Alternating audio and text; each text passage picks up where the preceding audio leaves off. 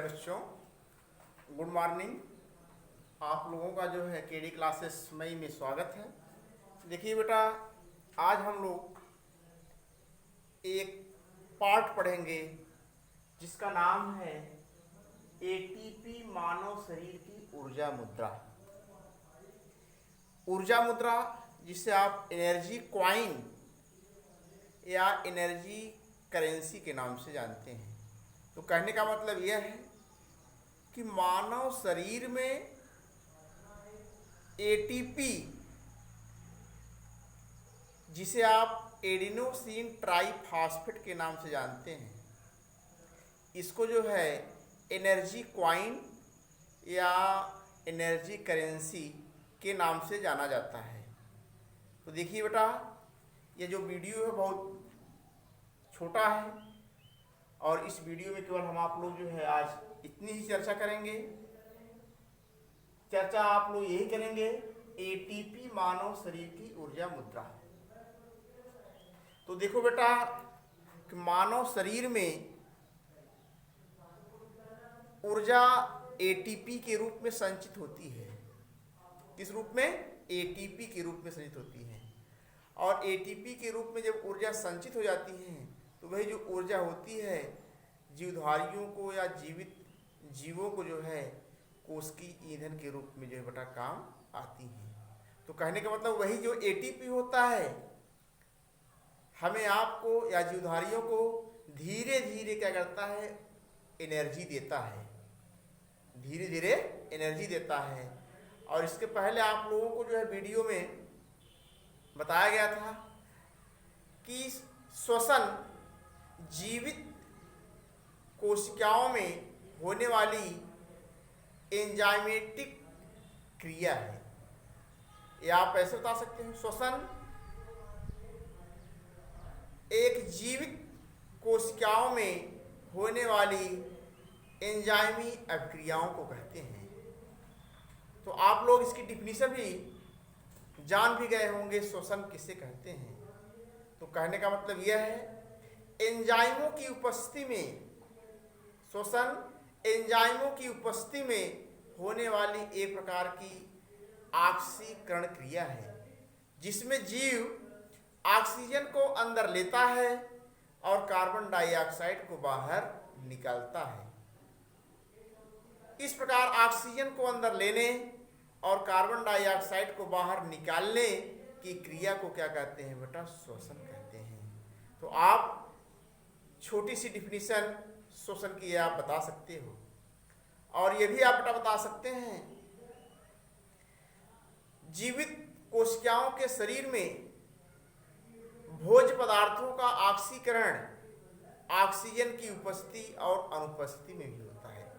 तो कहने का मतलब यह है कार्बनिक भोज्य पदार्थों का ऑक्सीकरण ऑक्सीजन की उपस्थिति और अनुपस्थिति में होता है। जब ऑक्सीजन की उपस्थिति में होगा उसे हम आप लोग जो है ऑक्सीश्वसन कहेंगे, और ऑक्सीजन की अनुपस्थिति में होगा उसे हम आप लोग क्या कहेंगे? अनऑक्सीश्वसन। क्या कहेंगे? अनऑक्सीश्वसन। अनऑक्सीश्वसन में आप लोग ये जानते हैं जब ग्लूकोज का क्या होता है बेटा?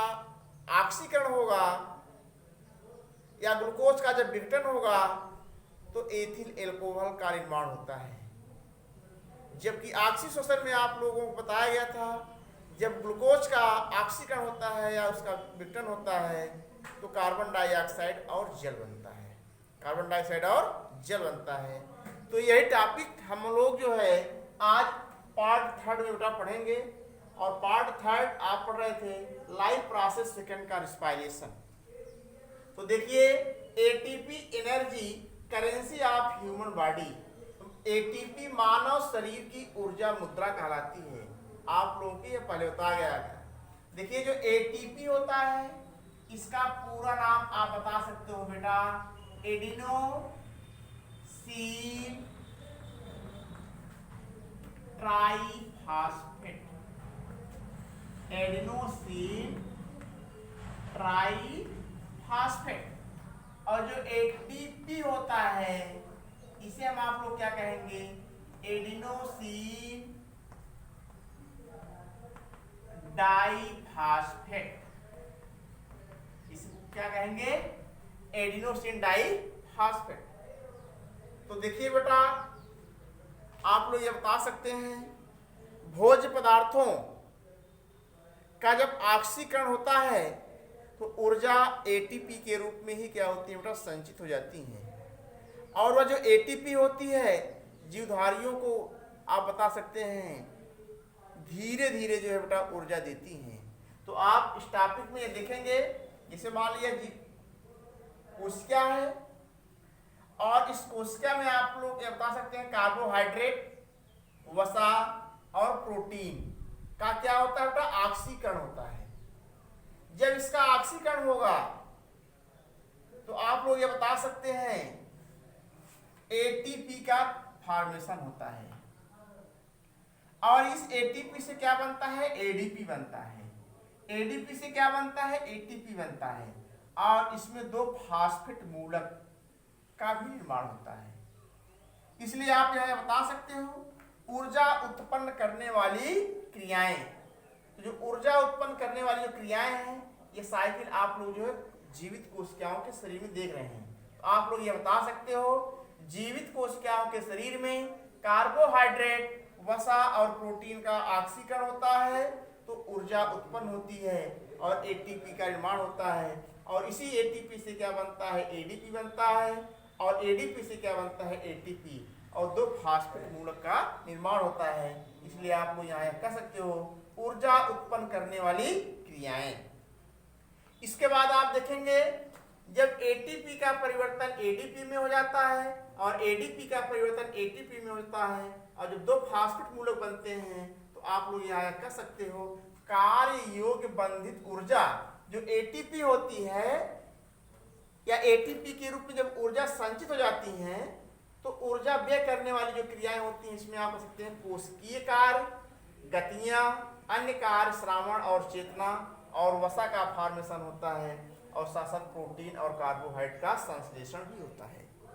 कार्बोहाइड्रेट और प्रोटीन का क्या होता है? संश्लेषण होता है। इसलिए आप यहाँ यह बता सकते हो ऊर्जा व्यय करने वाली क्रियाएं और इसको कह सकते हो ऊर्जा उत्पन्न करने वाली क्रियाएं। तो यहाँ आपको जो चित्र प्रदर्शित किया गया है भोज्य पदार्थ के ऑक्सीकरण द्वारा प्राप्त ऊर्जा एटीपी के रूप में संचित करने का प्रदर्शन आप लोगों को यहाँ पर दिखाया गया है। इसलिए बेटा आप लोग यह कह सकते हैं जो एटीपी इसलिए एटीपी को आप कह सकते हैं कोशिका का ऊर्जा सिक्का आप भी कह सकते हो या आप कह सकते हैं एनर्जी क्वाइन या एनर्जी करेंसी। तो आज हम लोग इस वीडियो में केवल इतना ही जानेंगे। धन्यवाद।